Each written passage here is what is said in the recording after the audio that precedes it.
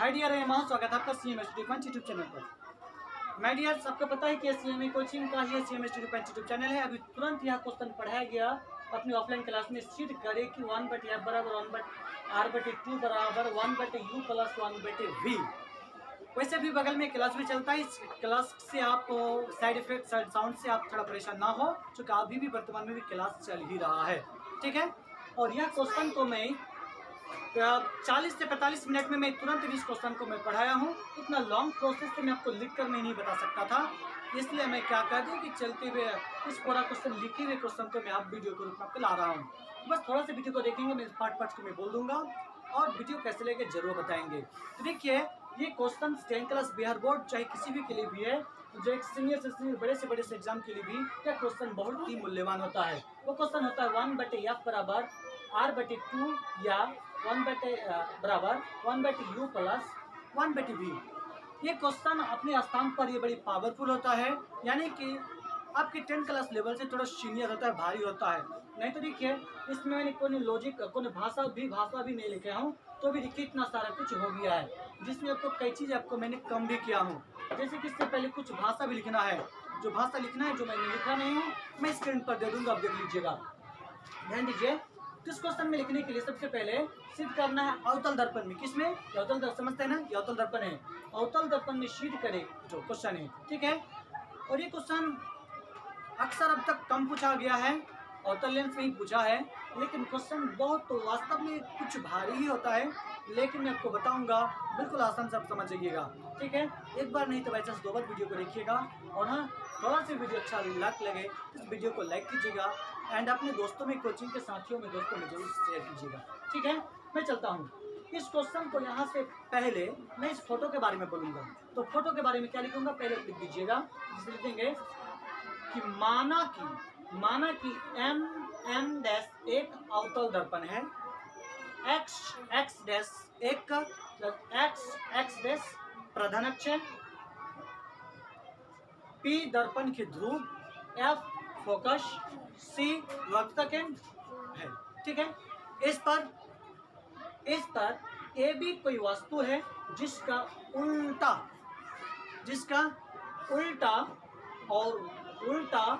काल वास्तविक और वस्तु की अपेक्षा छोटा।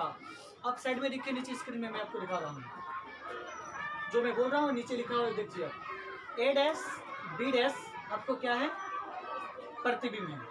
अब इसको देखेंगे, फोकस दूरी को आपसे सूचित किया जाता है, प्रतिबिंब की दूरी को v से सूचित किया जाता है, और वक्रता त्रिज्या को r से सूचित किया जाता है, लेकिन r बराबर ही होता है 2f, इसलिए r/2 भी कहा दिया गया है। और वस्तु की दूरी क्या होता है, u होता है। अब मैं चलता हूँ, इतने जब माना कि लिख लिया वहाँ पर। अब जब नीचे देख रहे हैं, उसके बाद यहाँ से आते हैं वे, चूंकि त्रिभुज ABC लिखिए, ABC तथा त्रिभुज A डैश B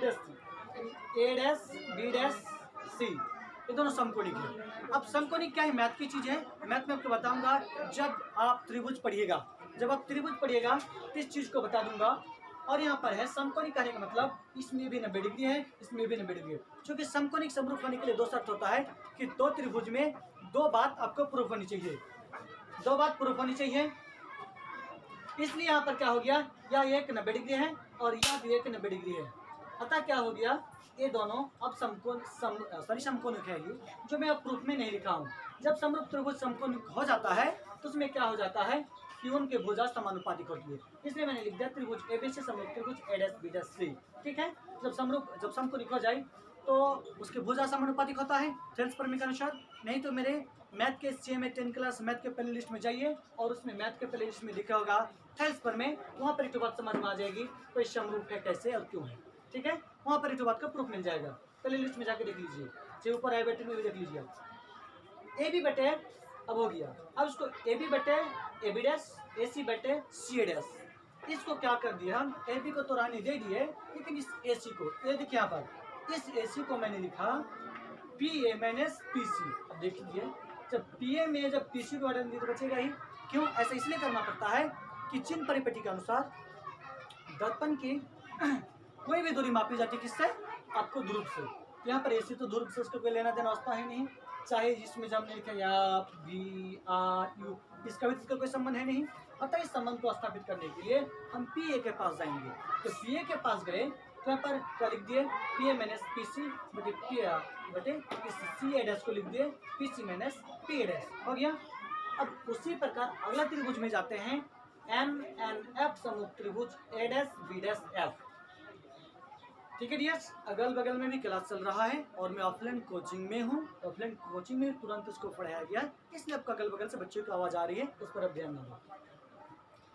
तो उसी प्रकार त्रिभुज एम एन एफ समरूप त्रिभुज ए डैश बी डैश एफ भी है। अब आगे चलते हैं, एम एन एफ कौन है, एम एन एफ और ए डैश बी डैश एफ, ठीक है। तो इसमें एम एन बटे ए डैश बी डैश है, उसके बाद एन एफ बटे ए डैश एफ है। यहाँ पर मैंने कहा दिया, देखिए बी एम, चूंकि बी एम जो किरण है तो प्रधानक के समांतर आता है। थोड़ा लॉन्ग हो रहा है इसलिए मैंने इसको नहीं स्पष्ट किया, नहीं तो यहाँ पर बोला जा सकता था कि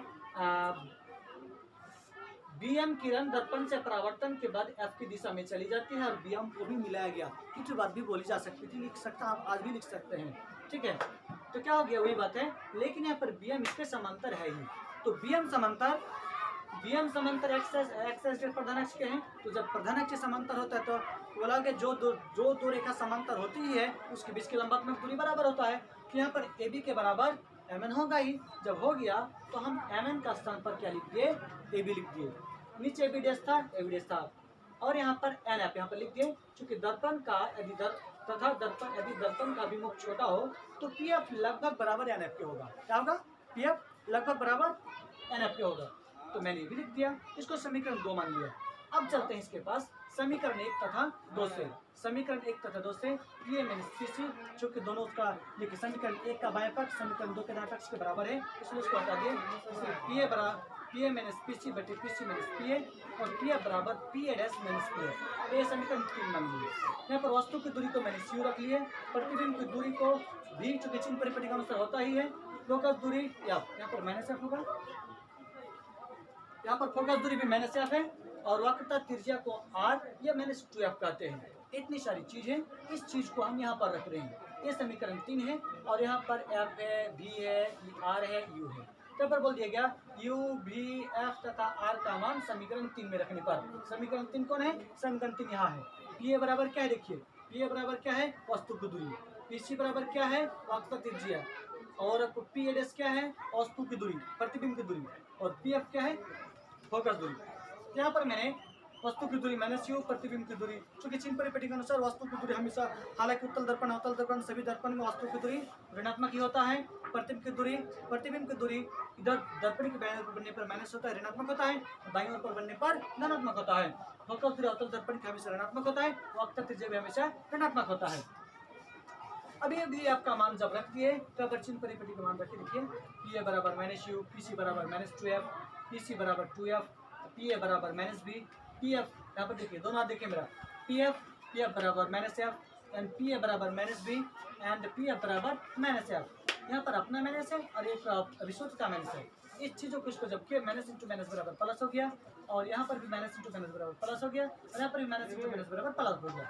अब इसको त्रिज्या क्रॉस बाय मल्टीप्लिकेशन गुना किए, यदि आपको खूब ज़्यादा दिक्कत लगे तो मैं इसको यहाँ पर ऐसा भी लिख सकता हूँ, ठीक है, ऐसा लिख सकते हैं। जब ऐसा लिख सकते हैं तो मैंने क्या किया, देखिए यहाँ पर देखिए इसको इसके साथ गुना लिख दिए, इसको इसके साथ लिख दिए। अब इसको जब गुना कर रहे हैं माइनस इंटू माइनस बराबर प्लस, यू इंटू भी बराबर यू भी, ठीक है, माइनस इंटू प्लस बराबर माइनस, यू इंटू एफ बराबर यू एफ। इसके पास आए 2f, क्या हो गया 2f इंटू भी बराबर 2bf, और चूंकि माइनस है तो minus, and 2f into F बराबर 2f स्क्वायर हो गया। इसके पास आते माइनस इंटू माइनस बराबर प्लस, एफ इंटू एफ बराबर F square, F into B बराबर यू भी, यहाँ पर माइनस हो तो माइनस, ठीक है।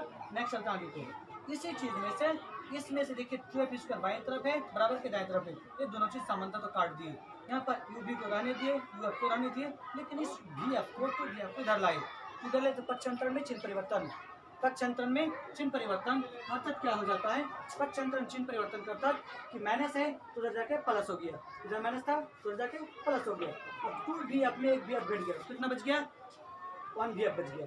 अब देखते हैं कि माइनस यू भी माइनस यू एफ और बराबर वी एफ। इसमें बोलते कि दोनों ओर यू भी एफ से भाग देने पर, दोनों ओर यू भी एफ से भाग देने पर, तो देखिए पहले सबका यू भी था, भाग देंगे यू भी एफ, पहले से यू एफ था, भाग दे दी यू भी एफ से, पहले से भी एफ था, भाग दे दी यू भी एफ से।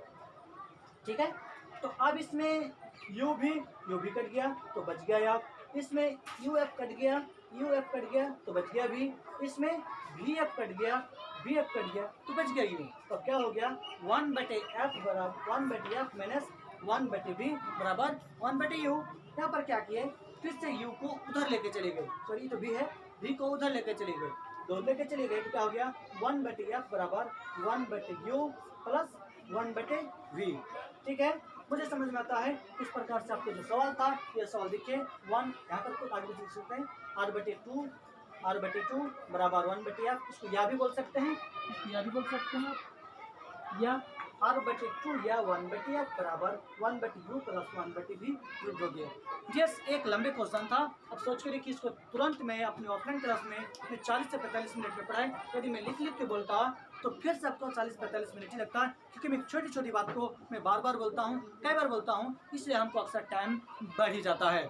तो ये वीडियो वास्तव रूप से इस क्वेश्चन को थोड़ा अपने लेवल से थोड़ा भारी है, इसलिए मैंने आपको इस बताया। इस क्वेश्चन को समझने की 3 बात।